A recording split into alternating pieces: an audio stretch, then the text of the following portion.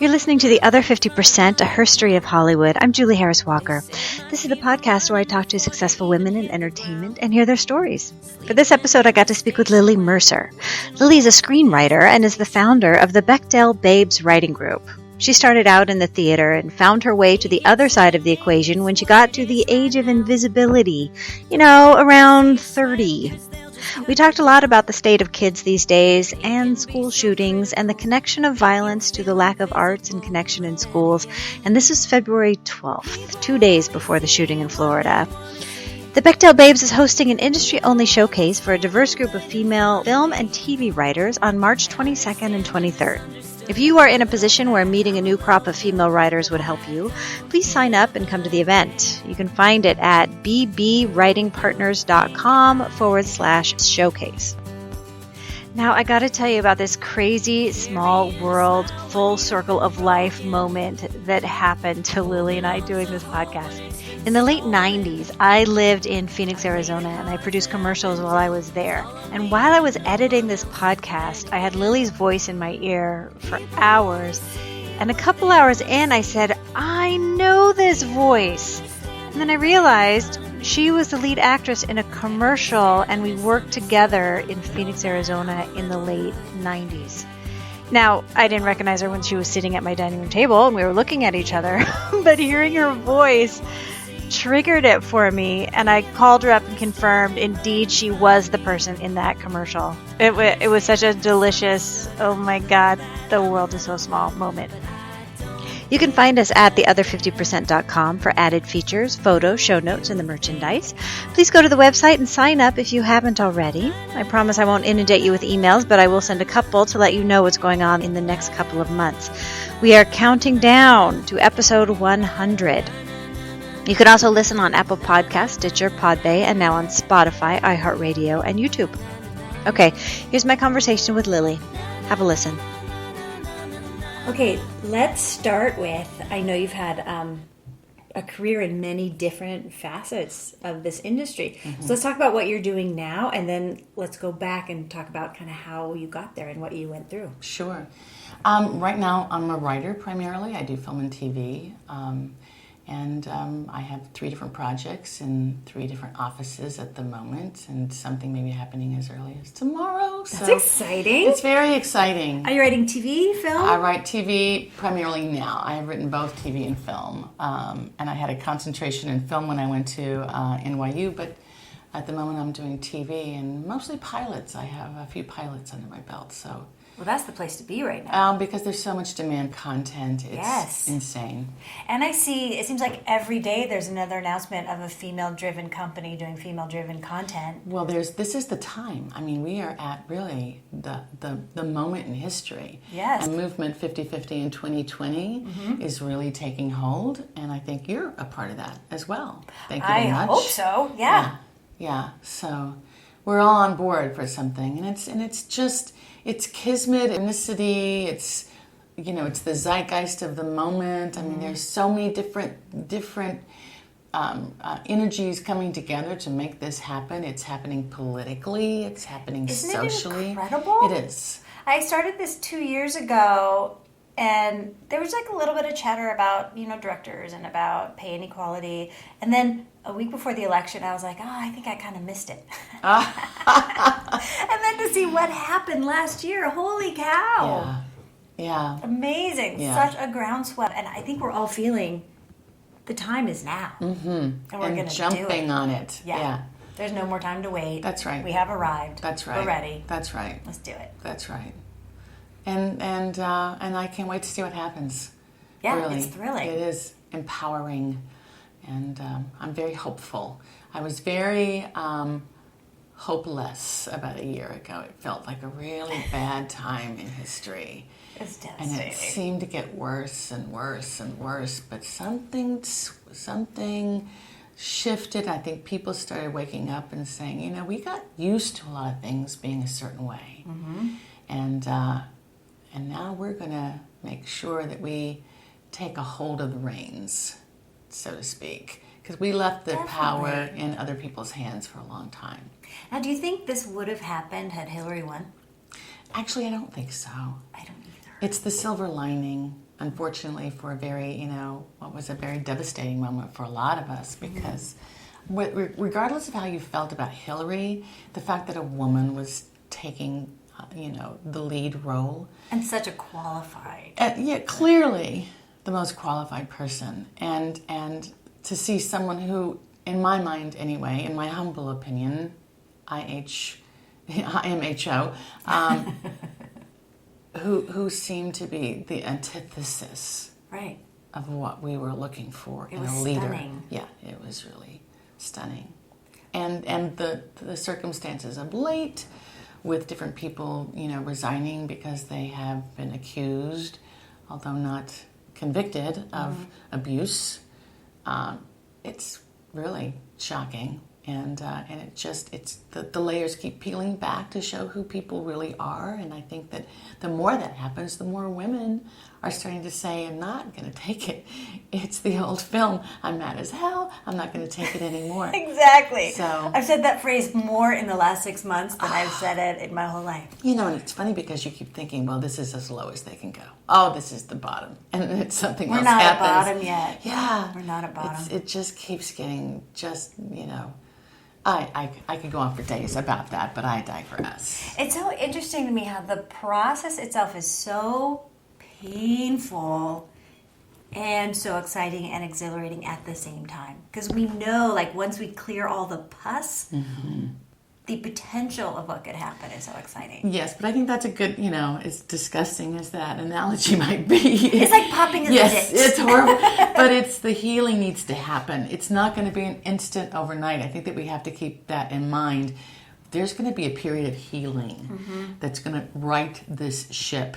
And it's not going to be quick. And it still may involve some pain and some really ugly stuff. But I think that we're getting there. There will be a backlash. Yes. And I think we will not tolerate the backlash. Yeah, and it's just, but we'll get there. I really am hopeful. We'll get there. Now tell me about your career. How did you start? How did you get in? What did you focus on? I started as, I came from a small town in Kentucky. What town? A little town called Somerset, which is not as small as it was because they keep, the population grows and they keep expanding the city limits to take in more and more people. But so there was no theater really. There was a speech class. There was a senior play. I mean, it was really odd that I was so in love with the theater. But I remember, and movies really started my little head going because I was just in love with movies. And when I got out of high school, I told my parents I'm going to major in theater, and they were like, "What?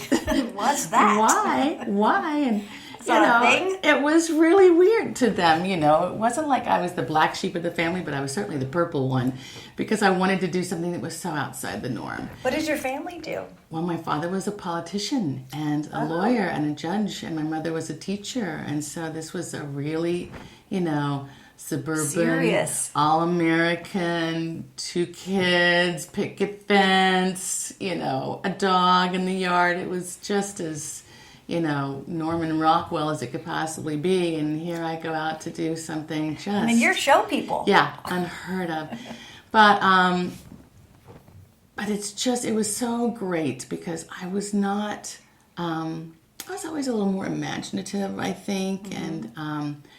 when I got into college, I just embraced all of that, and getting into theater helped me find my voice and really identify who I was. And I think that that's something that's that we're missing now, frankly. But so I got into theater. I became an actor to begin with, and then that ultimately led into my doing some directing, and then doing some producing, and then writing, and ultimately I ran a theater company, and then... Where? I was the director of a children's theater company in Kentucky for a while, and then I moved out to California and worked as an actor and director out here, just in theater, not in film and TV. And then I got into, I got a little tired of California. I wasn't really feeling it. Long story short, I ended up in a place called Sedona, Arizona. Oh, I know Sedona, Arizona. So I started a theater in Sedona, Arizona called the Actors Repertory Theater of Sedona. And that was really a turning point for me because I, at that point, was responsible for choosing what stories we would tell and how we would tell them and in what venue we would tell them and the concept and the marketing and the drive and the everything about it. How was that in Sedona? Because you don't think of Sedona for theater. Right. You think of it as it's where the hippies go to feel the vortex. That's right. Well, it's a very artistic community. Yeah. And it was luckily for me, there was a new library, a beautiful new public library that had this large community room, and they had just opened. So I negotiated to turn the community room into a theater. So it helped them because it helped people drive people to the library and help them, advertise where they were now and what was going on there. And it helped us because it gave us a space. Fantastic. And it worked out really well. And the community embraced us for a very long time. Mm-hmm. I was doing that for 3.5 years, and then the library wanted its room back so that they could do some community-based stuff. And we had been renting, and they just decided no, they would rather do their own thing, which is fine. It was their space, and they could do that. But then finding another space proved to be pretty impossible if you've ever been that route before. I mean, finding a room that was large enough to use as a theater, that had enough parking, that you could get the permit. Right. I mean, it's land and space in Sedona is really precious. So that became impossible. I came back to Los Angeles briefly, but then I moved to New York and started over again in New York and started acting again, which was great. That's when I started doing some film and TV and did a lot of regional theater and traveled around a lot and worked with another small company in New Jersey called the New Jersey Repertory Company as their marketing director for a while. And so I've had my fingers in a lot of different pies for many, many, many years. Yeah. Which has been a good thing for me to kind of get information and experience in every aspect of running, a company. Mm-hmm. And that's what you need these days because we really have to be our own advocates, I think, in this business. Oh, for sure. You can't sit around waiting to get picked. So you have to be entrepreneurial. You have to be sort of forward-thinking. You have to be the person who motivates and inspires and know how the business works. And know how it works from the inside out. Yeah. So you moved into writing at some point. Yes. How'd you figure that out? So having been a storyteller for so long and working with writers, and a lot of the things we did at Sedona, I had the New Growth Play series, which I worked with plays that hadn't been produced, and new plays. So that was all very familiar ground for me. So then I started feeling like as I got into my 40s as an actor, the opportunities became fewer and fewer, which the writing was on the wall for a long time. It wasn't like that was just shocking. But I remember one of the last auditions I ever went to, which really I'll never forget to this day. My lines were, this was a this was a network show, very big show, would have been a recurring character, etc. And my lines for the audition were basically, and I'm not really exaggerating much, how are the kids past the salt? And I was shaking in that audition. I was so angry. And I thought, how in God's name can you not let women, be, I can be the mother, but I can be the entrepreneur too. I can be the CEO. I can be, No, you got to be invisible in the background. So ridiculous. Making the dinner. And I thought to myself, this is not fair because I hated that audition. I did a horrible audition. I walked out of there saying, never again. If nobody's going to write for women over 40, it's going to be me.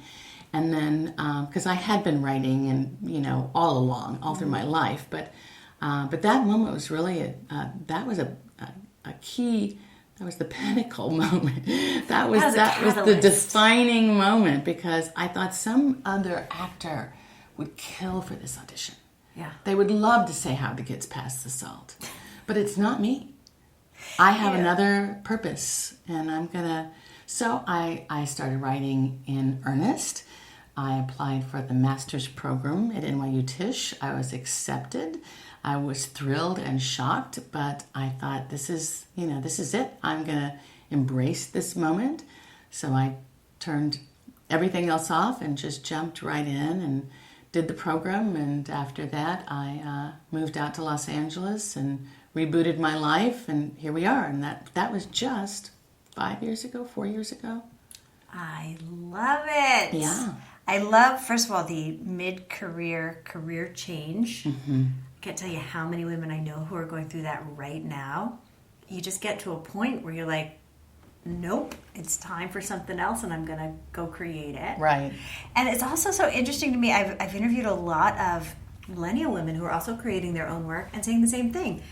There's many more parts, but the parts are equally unfulfilling. Have nothing going on. Mm-hmm. So they're writing their own parts too. Let's get some women in the room to write some parts for women. That's right. And that's how really the Bechdel Babes all started. Yes, let's talk about that. Yeah. The Bechdel Babes is my writing group. It's a female-only writing group called the Bechdel Babes Writing Partners. And it's called Bechdel Babes because do you know about the Bechdel test? Sure, but explain it.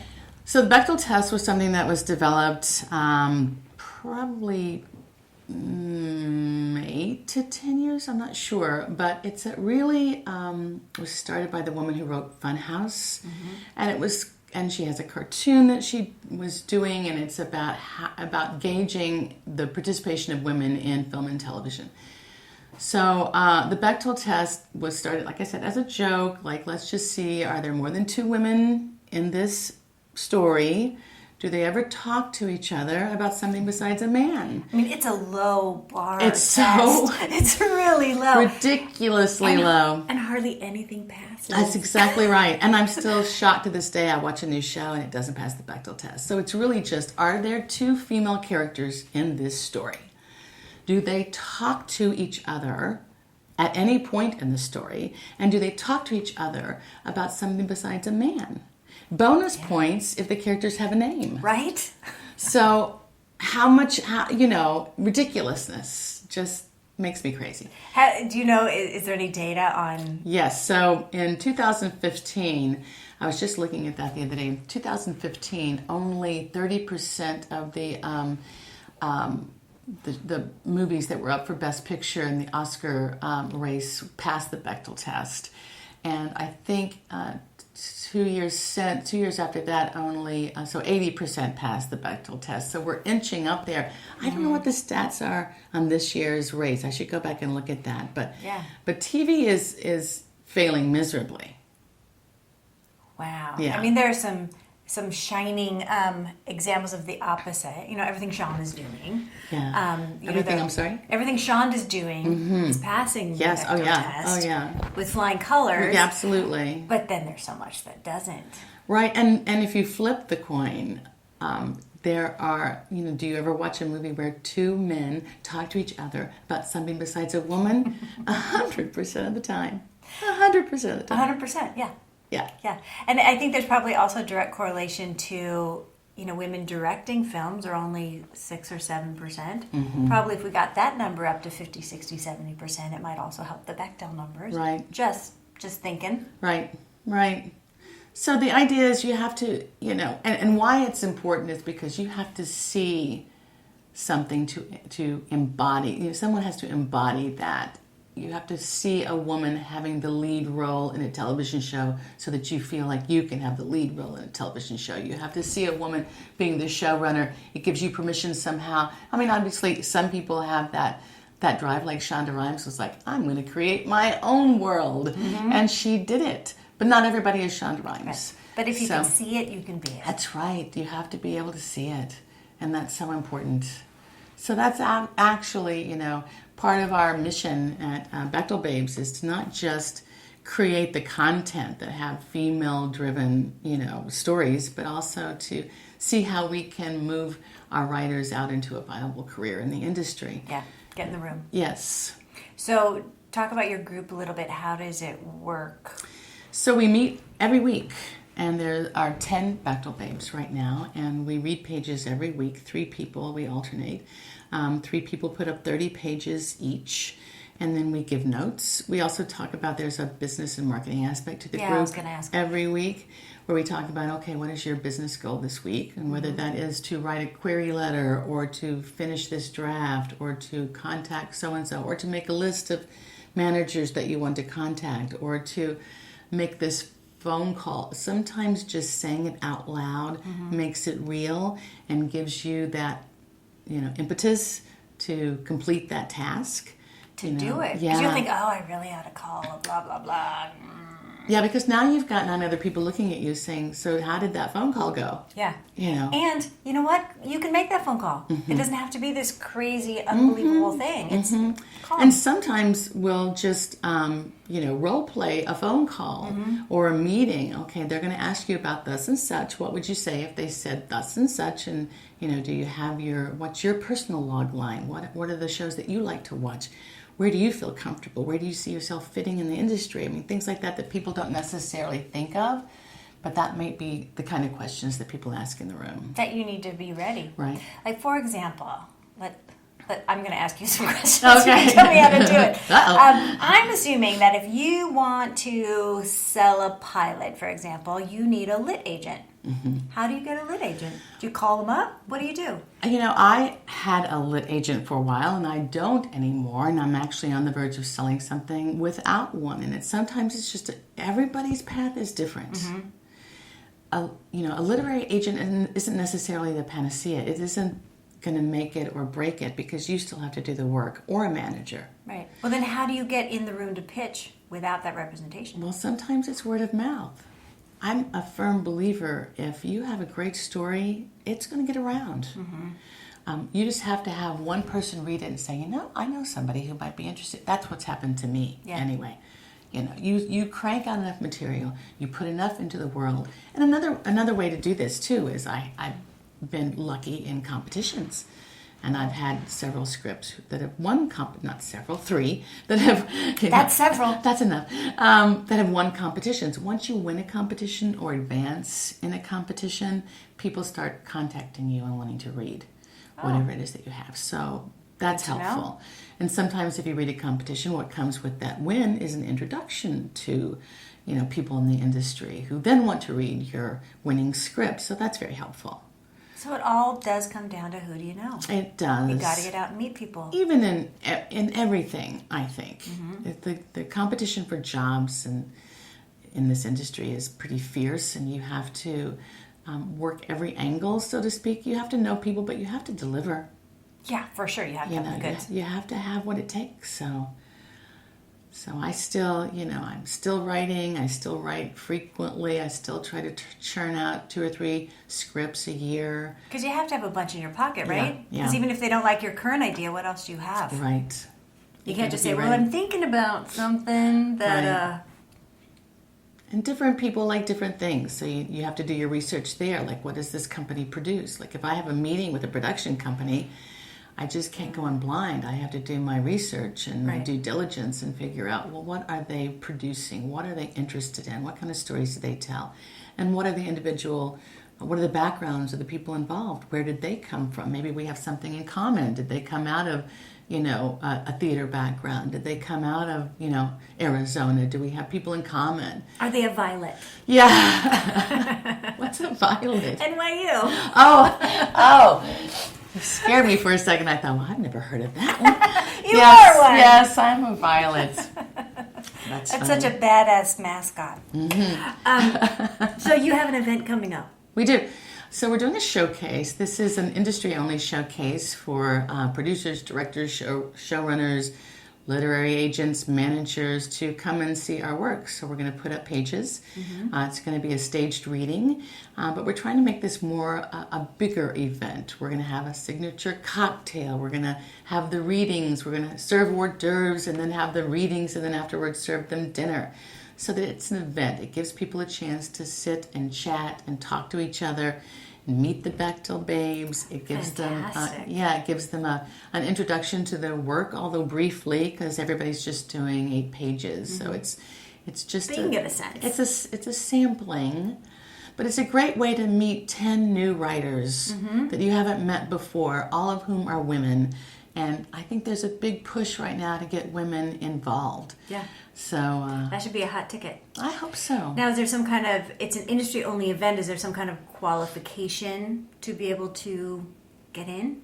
We'd like to see a business card, but Like for you to have a job in the industry. So yeah, that would be great. But yeah, so it's you can go to our website, bbwritingpartners.com, which stands for Bechdel Babes Writing Partners.com. But we're going to be sending out invitations to the industry and evites to the industry, and so yeah, So if you get one, pay attention. Yeah, it's free. There's no admission. It's just we really want to talk to the people who have an interest in helping women in the community. Fantastic. When is it? March 22nd, 23rd, Thursday, Friday at 7 o'clock. We start at 7. That's the witching hour, the cocktail hour, 7 to 8. 8 to 9 will be the readings, and 9 o'clock we'll do dinner. And we're really looking forward to it. I think we're going to have, we've already, we barely started talking about it 2 weeks ago. We've already got, confirmed reservations. So exciting. It's very exciting. Well, I kind of think there's an appetite for it right now. Yeah, we're in the moment. We're in the moment. I don't think, I could be wrong, I don't think I've heard of anything like this where there is an event that's focused only on women writers being introduced to the industry. So I know, Smart. Yeah, I'm hoping that people respond to that in a positive way. It's like I so admire what you're doing, and we've talked about this before. Thank you. That here you are, you're focusing on the history of Hollywood and the women behind this industry and what they've been doing, and it's so important that we have women who are like the people who are on your show. I'm always impressed, who are rising to the occasion and showing that we can take power and do different things and still be wives and moms and and all the things that are involved in being a woman. Yeah. I think that one of the maybe one of the challenging parts of the feminist movement, decades ago, was trying to prove that women are just like men. In my opinion, they're not. It feels like that was, I don't want to say a mistake because we have gotten places, but it does feel like it maybe wasn't the whole picture. Right. It was. Yes, there was an advancement in our movement, but I don't know if it was the correct message to send out because it was a confusing message. Well, and it devalues the feminine. Where I think we need to value the feminine, and that can be powerful and equal as feminine. So I think right now everybody's starting to go, look, we're more than just wives and mothers, but we're also not, women in pants either. There's a Big shoulder pads. Yeah. We're not ball busters. Yeah. Oh, we don't have to be. Yeah. We can be. Exactly. We can be what we want to be. We can create it. Yeah. Just like men do. They don't have to. Yeah. Evolutionary. What a shocking Weird. thought. Yeah. So yeah, we can define our path. We can define our journey. We can define who we want to be. We can design our life the way we want our lives to be. And I think that's where we are right now. Amen, sister. How do you think we include men in that conversation? Or do you think we need to? I do think we need to, but I think it's a really sticky wicket right now to, because we've had this conversation in our group before. Like, do we have, I hesitate to sometimes invite men, because we have had guest speakers. I hesitate to say, okay, men are going to walk into the Bechdel Babes and tell us how it should be done. Not today, they're not. So that's where we have to go. I've got to be really careful because we want to partner with the men. We don't want to follow the men. Yeah, maybe they don't take the lead right now. Right. And I think that's going to be something that's going to continue to be defined over the next few years of what men's role is going to be. Yeah. What does that look like? And I don't want the pendulum to swing so far that men start becoming afraid to be who they are. Right. Because that would devalue them, and that's not what we want to do. We want to value everyone. We want everyone to find their, 100%, be their whole self. 100%. As we say, feminism helps everybody. Absolutely. So, yeah, it's interesting. I know that lately, there's been so much discussion around what is the right thing to do as far as all this, the abuse in Congress and in the world, and how far do we go? And I don't know the answer to that. I think the answer is stop it. Yeah. Just stop it. Yes. Like I've heard so much, we have to teach women to use their voices and not stand for it and defend themselves. And I'm at a place now where I'm like, stop telling women how to defend themselves. Start telling men how to treat women. That's right.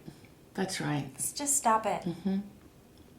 And I think it's, how can you judge? I've heard this before. You just have to speak up, use your voice, etc. You're not that woman in that situation. You don't know. Right. If her livelihood depends on this job and her boss is saying inappropriate things to her, isn't touching her, but saying inappropriate things to her. There's no HR, let's say. This is maybe a caregiver who has this problem. Mm-hmm. Where do you go? You either lose your job or you stay, grin and bear it. Until it gets really hard. Yes, it's really hard. It's really hard. You're not that person in that situation, and you don't know what their life is like. So I want to encourage people not to judge. Maybe somebody made a different choice in a different situation. Maybe you don't know what the whole, 100% of the situation. But we've just got to start teaching men and little boys, this is not how we treat each other. Not just women, each other. We don't treat each other this way. It's funny you bring this up because through this whole process, I've really thought, especially after Me Too, next time it happens to me, I'm going to respond completely differently, and I'm going to say something in the moment, and then last weekend, I was at a hotel with my children in a hot tub, and a guy gets in the hot tub and starts asking personal and belligerent questions of me and my 16-year-old daughter. And with every question, he scooted an inch closer to me. Wow. So by 5 questions, he's sitting right next to me.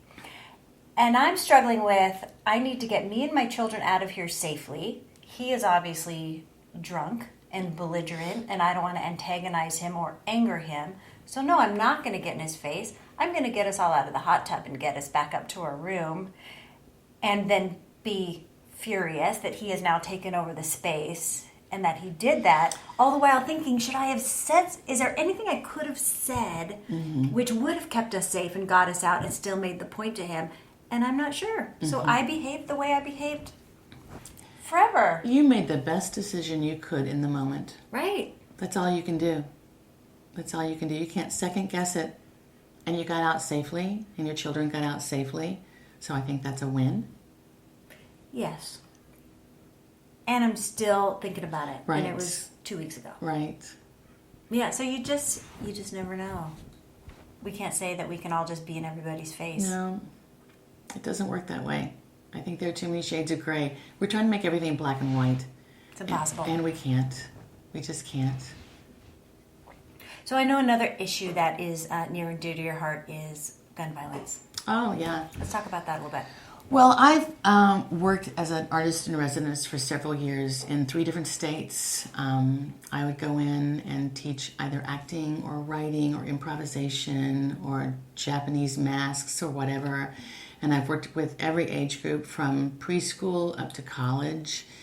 And I've seen such a change in students over the years. And lately, I am particularly disturbed because we have gun violence in the schools, a school shooting, every other day, if not every day.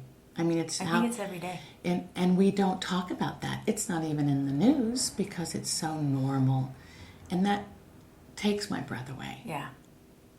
That's So not okay. we can talk about gun violence and we can talk about gun safety and gun control, but until we address, that's a symptom of the problem. Until we address the problem, I don't think we're going to have an impact. Do you think you know what the problem is? I don't, who can say, who knows, but my opinion and what I've seen is that children these days, young adults even, are so bombarded with what they should do and what they should be. And it's not enough if you're just a fireman or a teacher or a bus driver. You have to be rich and famous. You have to be a rock star. You have to be a movie star. You have to run $1 million tech business. You have to be you have to have a huge footprint in this world or your value lessens. And I think that young people get very stressed. I also think that with the advent of the iPhone, I'm not blaming everything on the phone, but You can blame a lot on the phone. but they fall asleep with their phone in their hand under their pillow. Yeah, that can't be good for you. And even though they're connected to social media 24/7, they're not connected on a human level 24/7. And I think that young people need to find their voice and find their purpose. I sincerely think if we could put arts back in the schools, that would alleviate a lot of problems. And yet, every time they cut funds, they cut the arts. Well, recess first. Yeah. And then the arts. Yeah. So how do these young people, how does a middle school child find out what it is that they love, what their passion is, if all they're getting is reading, writing, and arithmetic, and the school is forced to pass a certain test with a certain percentage, or they don't get enough money from the government to keep doing their programs? If all of their arts programs have to be somehow commissioned by the school has to raise its own money to bring in an artist to do a special program, and then the PTA has to help raise the money. Like, there is no accountability for, why don't we form well-rounded children? Why don't we think about that instead of just, pounding them with, let's see if we can spit out the answers to these test questions so that the people, in the administration can get the funds to keep the school running. It's just not working. It's clearly not working.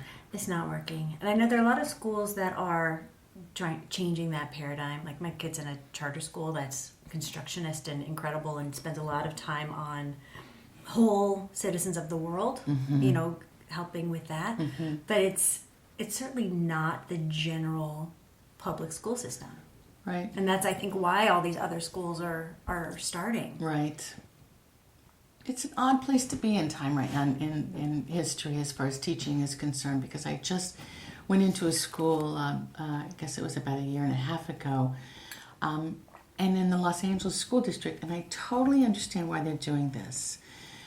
But you can't touch a child. You can't hug a child. You can't, if you're teaching piano, you can't touch the fingers of the child on the piano to show them where their fingers should be. You help the child's fingers move with the end of a pencil. So there is never skin-on-skin touch. And I understand why that has to be, because they're so afraid of inappropriate touching. They're so afraid of there being some sort of litigation, and the pendulum's gone wild. And it's just gotten to the point where we're keeping everybody at an arm's length, and we're not recognizing that these little people are little people, and they need, encouragement and nurturing, and part of that maybe just this, a hug or a pat on the back, or human connection. Yeah. So I just think something's got to give there. Yeah, I think a little sanity has to enter Seep into the equation at some point. Yeah. So you think there's a correlation between this disconnection and the gun violence? I think it's because they're just frustrated. They're so frustrated they can't be this millionaire. They don't see a place for themselves. They don't have a voice in what's happening now. But the anxiety, so many children are on antidepressants now. Yeah. The suicide rate is rising now. And yet there are more, quote unquote, opportunities in the world, but they don't see themselves in those positions because their parents aren't rich, or they're not in the right place, or they're comparing themselves to what they see on social media, which isn't true. Which isn't real. So I just feel like we need to provide something, and I think the arts is an avenue to provide a way for them to find their voice, to find their passion, to feel like they're getting they're being heard. Mm-hmm. They're not being heard. They're just not being heard. They're not connecting. And the arts is another way where they can have some human connection. If you're in a play, you are in a play with 10, 15, sometimes 25, 50 other people. Mm-hmm. There's some human connection there. Yeah. You're working together to achieve a goal. It's the same with teams. I think that's why sports is somehow accepted, in the school system. Well, because it makes money. Exactly. But that's a team sport. And that's where that's a team effort. That's where people get together to achieve a goal. And it's a healthy, for the most part, if if you don't get your head bashed, it's a healthy way. Apart from the concussions, in the gymnastics medical center. Yeah. But still, it's a way of people having a human connection, and I think that's what we're missing.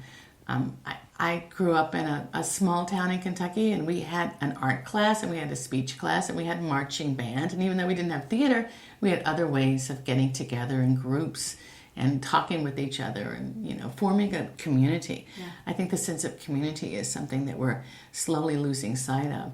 So all of that to me is just a way of saying we've got to figure out how to let these young people have an identity, identify themselves within this group, feel like they're a part of a group, something greater than something greater than themselves. Mm-hmm. So they don't become so isolated, because right now the things around them are encouraging them to be isolated. Social media kind of encourages you to put forth a really idealized version of yourself. So you stay apart from people so they don't see their real self sometimes. It's a really complicated situation, but I just think it's adding to the problem. I think it is the isolation. I think you're right. And my kids are theater kids, so they're, even in our little school that is so scrappy and hardly has any money, they still manage to put together a theater program. And the kids who are in it are thriving. It's what they live for. Thriving. And they have community, and they're very tight, and they accept everybody, and it really is such a sense. Yeah. And anytime, I hear about, there's a kid that nobody likes or whatever, I'm like, you bring that kid in. Mm-hmm. Like, you can't exclude that kid. It ends poorly. Right. You got to figure out how to include them. And why does that kid not fit in? What's happening maybe at home that is making him feel uncomfortable in the community? So right. what? Or they're on the spectrum, and there's so many kids like that, socially awkward. Yes. You got to figure out how to include everybody. Yes, because ultimately we're all going to be in the same world together. Yeah. And the other thing that I'm noticing too over the many years I've been doing this is that a child's imagination is being sort of deadened, because so much of their entertainment is just being fed to them by television or social media or whatever. In little 2-minute bites. Yes.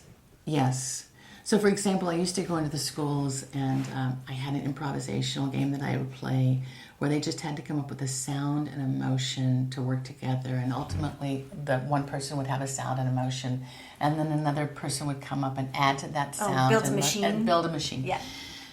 And I've noticed lately that just coming up with a sound and emotion is more and more problematic. Harder and harder.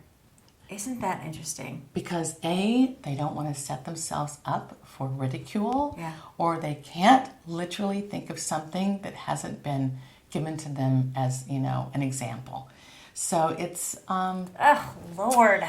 Because we don't, I grew up going outside to play, going outside to ride my bike and play on the skateboard and explore, whatever it was in the neighborhood. And you don't do that anymore for very legitimate reasons.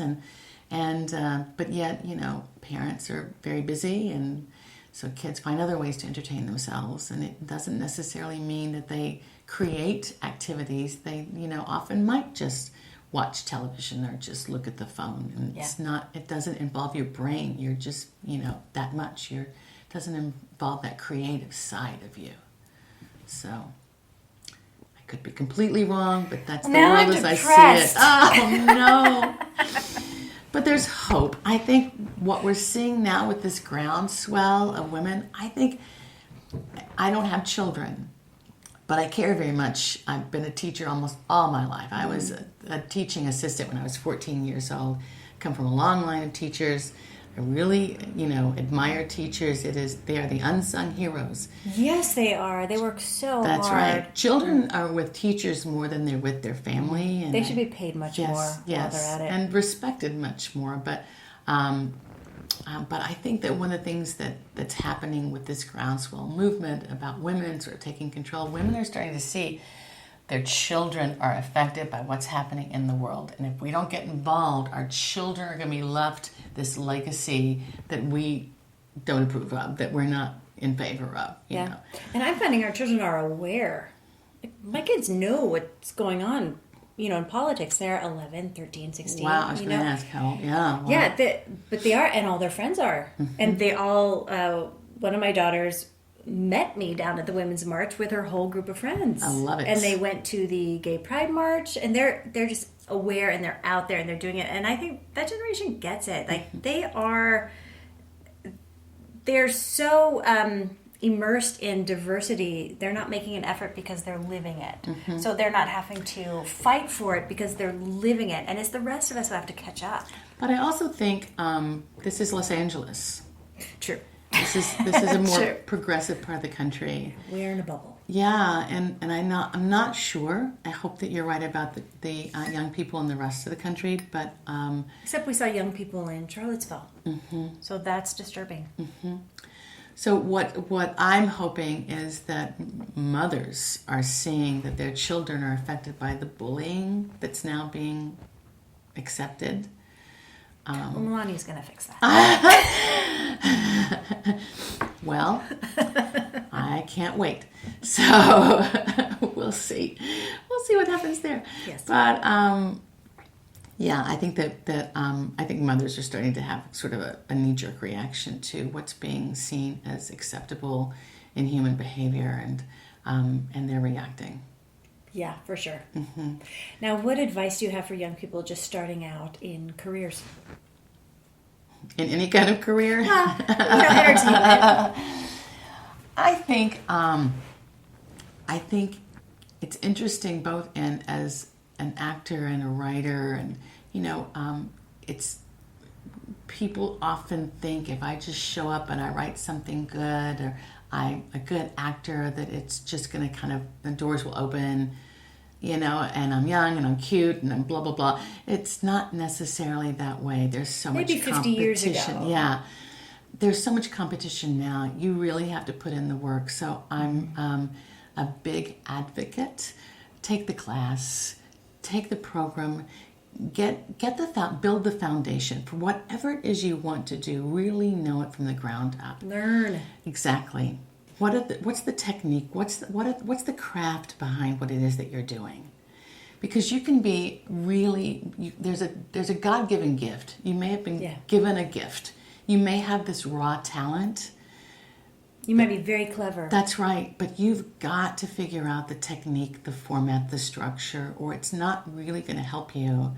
And then you've got to get it out into the world. So I feel like you can be this magnificent musician, but you've got to put in the time practicing. And then once you put in the time practicing, you've got to practice. You've got to get out there in front of people and do it so that people can see you. So if the whole saying, build it and they will come, build it where they can see it.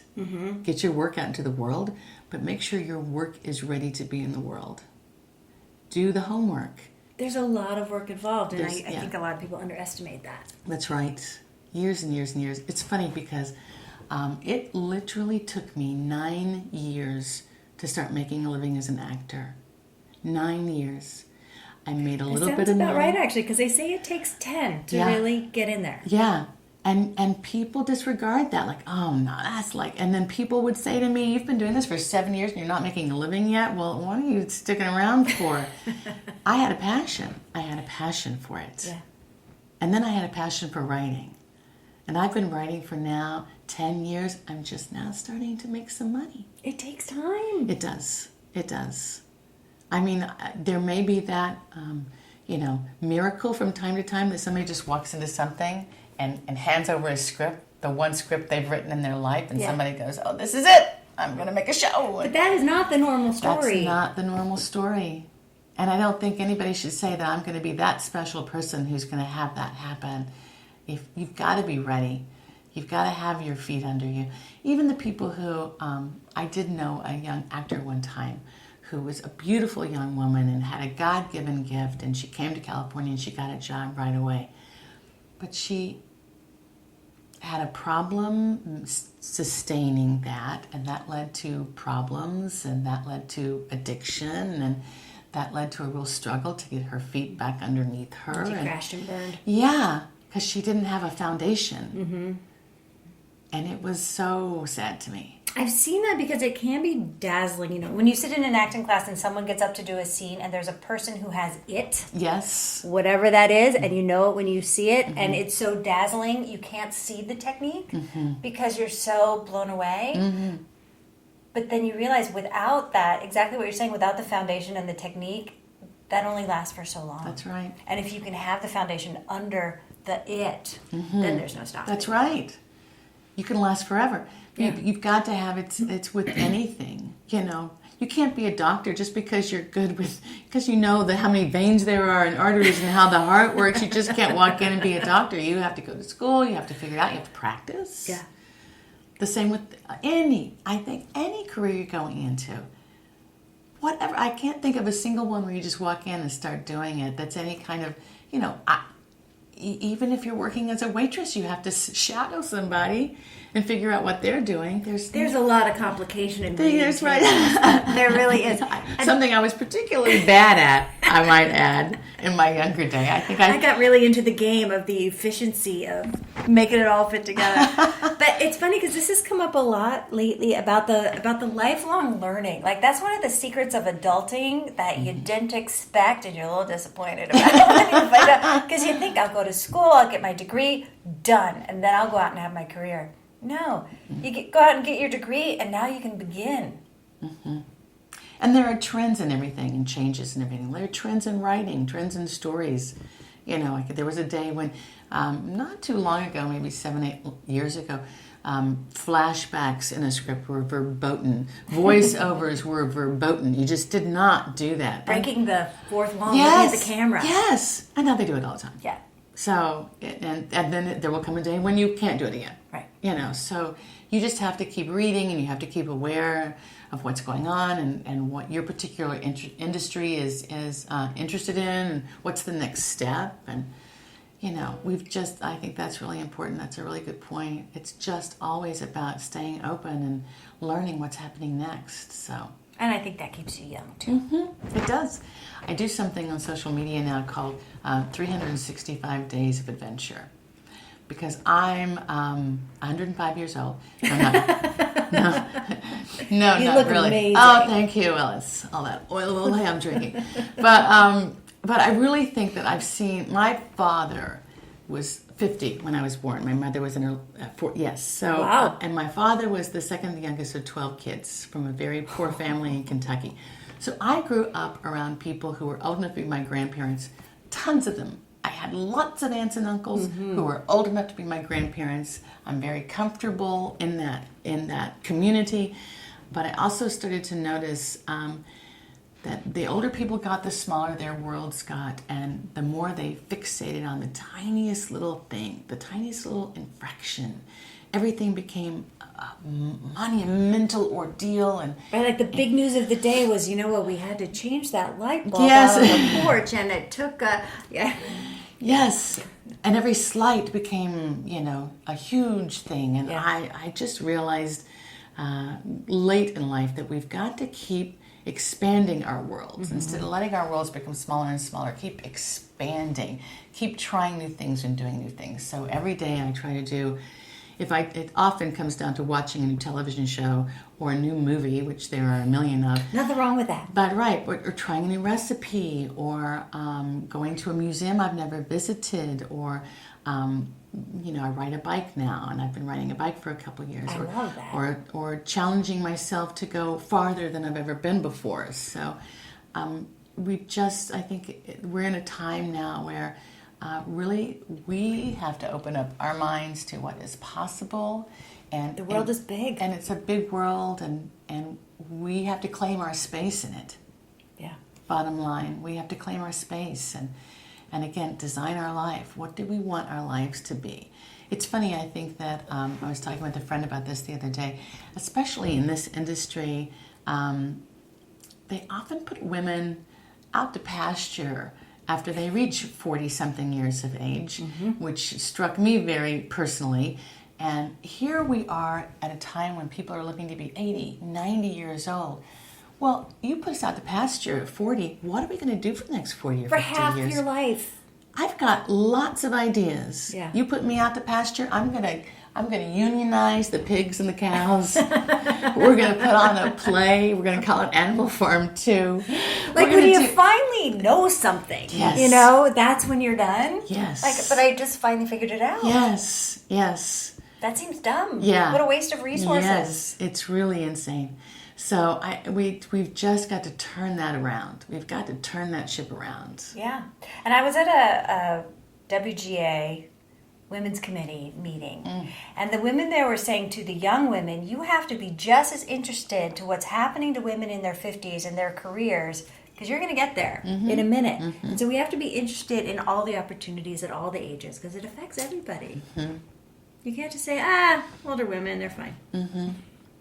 It's funny, I have this, my passion project is a series I call The Lost Women of American History. And it's really, if you saw Hidden Figures, it's very much like that. It's about the women that you've never heard of who aren't in the history books who really changed the way the world works. We're seeing more and more of these come out now. It's exciting. Yeah, and I think that what's important about that is giving young women the opportunity to see role models who did something miraculous. Yeah. And it was all about using their brain, their character, their strength, their ingenuity. It had nothing to do with their makeup, their body shape, the clothes they wore. It's all about what's on the inside, the test of their character. Right. You know, my very first, the whole thing started with my master's thesis at NYU. It was about a woman named Nellie Bly. I don't know if you've ever heard of. Nellie Bly was, in the late 1800s, she was what they call a stunt girl. She came from I identified with her for obvious reasons. She had 15 brothers and sisters. Her father was a lawyer and a judge in a small town in Pennsylvania. And yet when he died... Like, she's my people. She's totally my people. And when her father died, he didn't leave a will. So the state took everything, and the family was immediately thrust into poverty. And it was in the late 1800s, when women weren't really working. They were supposed to stay home and raise babies and cook dinner for their husbands. So it was really the test of a young woman's character to want to go out and work and want to be a writer. So here was Nellie Bly. Her real name was Elizabeth Cochran. Here was Elizabeth Cochran, who goes out and says, I'm going to be a writer. And she, it's a great story. She ended up, there was an article in the Pittsburgh Dispatch where she was living at the time with her mother and her brothers and sisters, and about this man who was talking about why women shouldn't work and all. So she wrote a letter to the editor saying that this isn't really, this is an option for me. I have to work. I have to find a job. Yeah. And the editor of the paper called her in. Her letter was so intriguing to him. He called her in, and ultimately she got a job. She worked her way up in the Pittsburgh Dispatch and ultimately moved to New York and became one of the foremost stunt girls in the world. A stunt girl is what we call an investigative reporter now. And I was wondering. She would pretend to be different people to go into the industry and find out what was going on. She pretended to be a factory girl. She pretended to be a can dancer. She was undercover. She was undercover. And she is who they made all those movies about that Katharine Hepburn started. Absolutely. The news girl in the newsroom in New York. And she became so famous for doing that at one point she, her last biggest stunt, quote unquote, was to pretend to be insane and get admitted to Bellevue Hospital, the insane asylum. She spent 10 days there. But was she all drugged up? No. She it's in her. She wrote a book about it, but she became very famous for that. It's called 10 Days in the Madhouse. She became very famous, and her picture was everywhere. She could no longer work undercover, and her next big stunt was to go around the world. There was a book, the Phineas Fogg Around the World in 80 Days. Have you heard of Around the World in 80 Days, written by, not Phineas Fogg was the character, but now I'm drawing a blank. Oh, yeah, that's ringing a bell. Now I can't come up with it. But at any rate, she wanted to test that theory, and so she decided she was going to go around the world. She was 25 years old in the 1890s. There were no telephones. There were no planes. At the age of 25, she decided she was going to write about what it's like to go around the world and test the theory whether it could be done in 80 days. So she, at the age of 25, took one bag and a watch and some silver and some coins and some paper and a pen and went around the world, and she did it in 72 days. It's a fascinating story. Unbelievable. Fascinating story. She did not realize she was sponsored by The World, which the publisher was Pulitzer, Joseph Pulitzer. You might have heard of him. Mm-hmm. Yes. Name sounds familiar. So, but she didn't realize while she was doing it that another newspaper, the Cosmopolitan, which was a newspaper at the time, not to be confused with the Cosmopolitan magazine, they also sent Elizabeth. Now I can't remember her last name. They decided to make it a race and send their female reporter, around the world in the opposite direction. Nellie Bly knew nothing of this. And yet she was on this race with another woman. And she was where she could, sending telegrams back to her publisher about where she is and what's happening. And it's a fascinating story. You have to read about it. But that was my master's thesis, was to write about Nellie Bly. And that prompted me to say, wait a minute, if there's a Nellie Bly, who else are we missing? And Nellie Bly was not in my history book. But she was the very first person to go around the world in 72 days. She did it in 72 days. And a 25-year-old girl. A 25-year-old girl. By herself. No gun, nothing to protect her. She took a ship. She took I'm a little worried for her safety. Yeah. It's really interesting. And I started doing some digging. And the more I talk about it, the more people said, well, have you heard of this person? Have you heard of that person? And there was another woman. Her name was Annie. Now I can't remember her last name because I've got a list of about 43 at this point. But the first person to go over Niagara Falls in a barrel was a 63-year-old woman. What? Who did it as a publicity stunt to make money because she was broke. Wow. Just fascinating stories about where these women were in the world, what happened to them, how they changed, really our history books, and yet they're not written in the history books. Yeah. You know what? I'm going to plug another podcast right now that I was just on a few weeks ago called The Bitchery of History, and this is what they do. They take an obscure woman from history and tell her story every week. It's fascinating. I'm definitely going to listen to that and maybe even get in touch with them because I have a whole list. Yes, I have a whole list. Call them up. Yes. I can put you in touch with them. I know women, you know people. But women are just not, it's amazing to me that I can say the name Paul Revere, and everybody in the room, everybody in the world is going to know who he was. And seriously, what he did was get on a horse and ride through town going, the British are coming, the British are coming. Yeah. But we don't know Nellie Bly. Right? We don't know these people. Yeah, something's broken. Pearl Buck. I didn't know the story of Pearl Buck.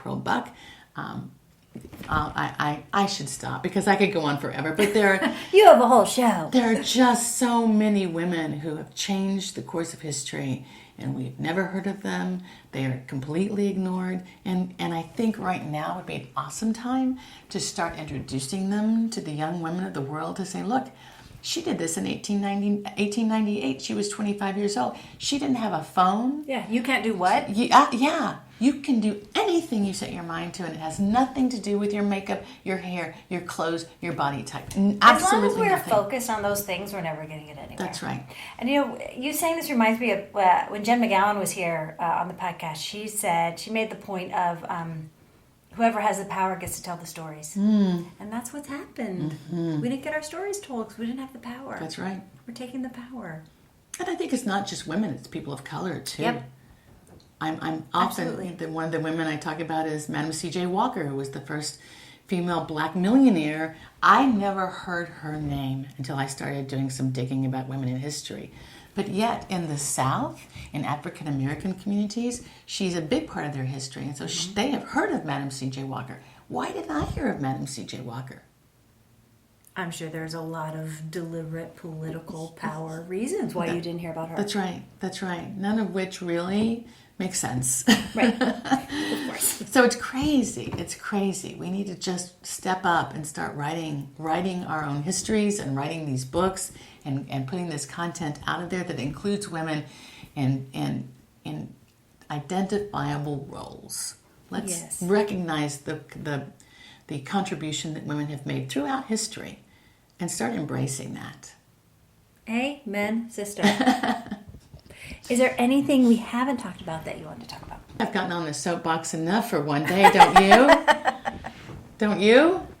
I think you said lots of really great things. Oh, good. I hope so. But mostly I just want, I know that when I was growing up, my mother said to me, a woman has three choices. She can be a nurse or a teacher or a secretary, preferably in her husband's office.